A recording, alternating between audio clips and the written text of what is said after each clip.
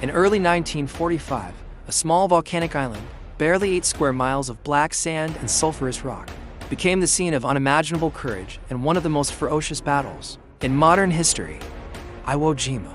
This desolate speck in the Pacific Ocean, its name meaning Sulphur Island, was about to be etched into the annals of World War II, paid for in blood, sweat, and sacrifice. By late 1944, the tide of the war in the Pacific had turned.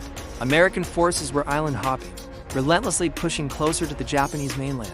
From newly captured bases in the Marianas, mighty B-29 Superfortress bombers began their campaign against Japan.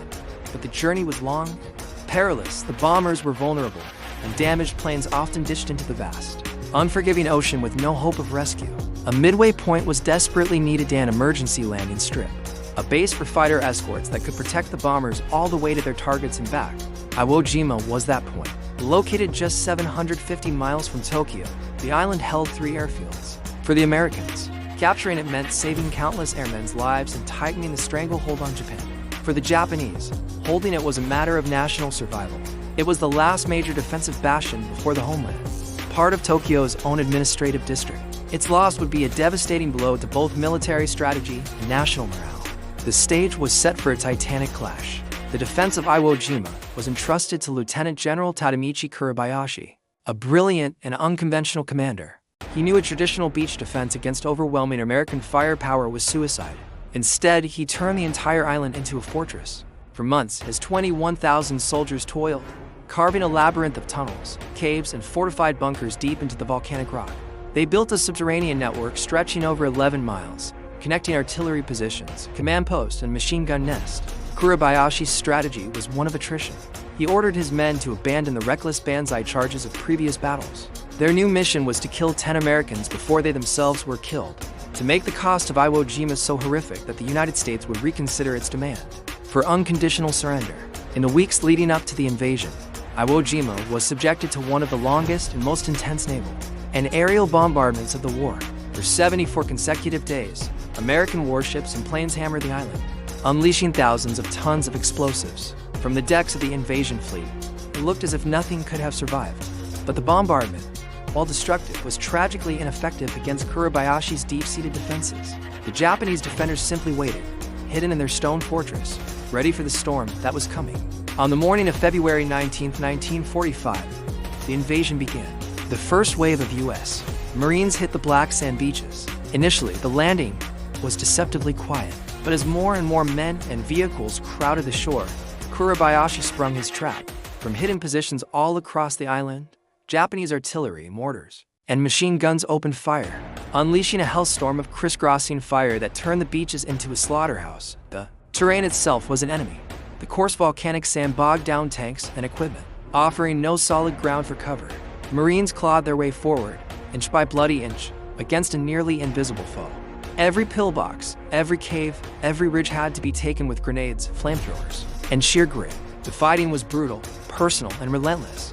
There was no front line and no rear.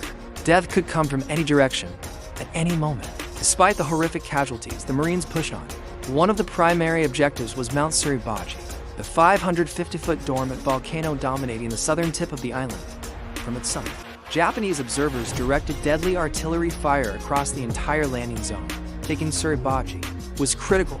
After 4 days of savage, uphill fighting, a platoon of Marines from the 28th Regiment finally reached the crest. On the morning of February 23rd, they raised a small American flag.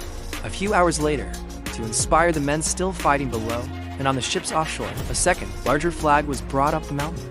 This second flag raising was captured in a photograph by Joe Rosenthal of the Associated Press. The image of 6 men straining to hoist the flag against the sky became an instant icon, a powerful symbol of unity, struggle, and eventual triumph. It was a beacon of hope in the midst of chaos. But it was not the end of the battle. Far from it. The fight for Iwo Jima would rage for another month.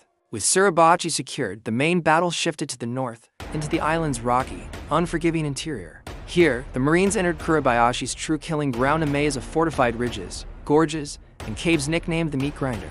Places with names like the Amphitheater, Turkey Knob, and Hill 380 became synonymous with some of the most desperate fighting of the entire war. The Japanese fought with suicidal determination, emerging from hidden tunnels to attack, then disappearing back underground. The Marines had to clear this network 1 yard at a time. often using flamethrowers and explosives to seal the caves, entombing the defenders within. The psychological toll was immense, as men battled not only a determined enemy, but also exhaustion, terror, and the constant presence of death. By the end of March, the battle was finally drawing to a close. Organized Japanese resistance ceased on March 26 after 36 days of unrelenting combat. The cost was staggering. Nearly all of the 21,000 Japanese defenders perished, including General Kuribayashi himself. The American casualties were equally shocking, over 26,000, including nearly 7,000 killed. It was the only battle in the Pacific War where American casualties outnumbered the Japanese. 27 Medals of Honor were awarded for actions on Iwo Jima, more than for any other single battle in U.S. history. The legacy of Iwo Jima is complex, profound. The island's airfields proved invaluable.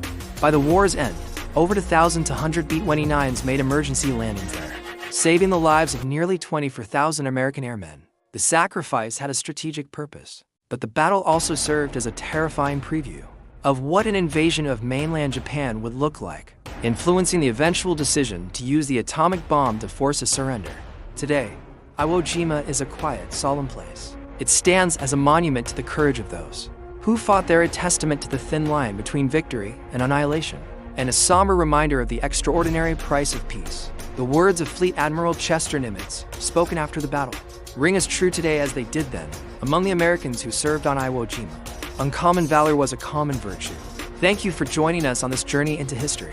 If you found this story meaningful, please consider liking this video and subscribing to our channel for more deep dives into the pivotal moments that have shaped our world. We'll see you next time.